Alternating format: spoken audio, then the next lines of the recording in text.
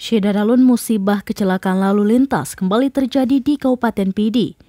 Kali ini mobil minibus jenis Avanza BK1187W kontra dengan truk tronton BL8828EA di Jembatan Gampong Kabat, Kecamatan Pekanbaru, Pidi pada Minggu 7 Agustus 2022 sekitar pukul 14.30 waktu Indonesia bagian Barat.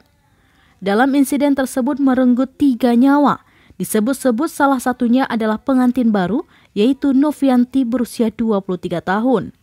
Lalu 2 lainnya Putra Ayu Selawati berusia 25 tahun dan Afrizal berusia 56 tahun. Ketiga warga ini berasal dari Gampong Bukloh, Kecamatan Sukamakmur, Aceh Besar. Dijelaskan dari 6 korban yang masuk menjalani perawatan medis, 3 diantaranya telah meninggal dunia. Sedangkan 3 orang lagi mengalami luka berat. Dari sejumlah keterangan, minibus Avanza melaju dari arah Medan menuju Banda Aceh.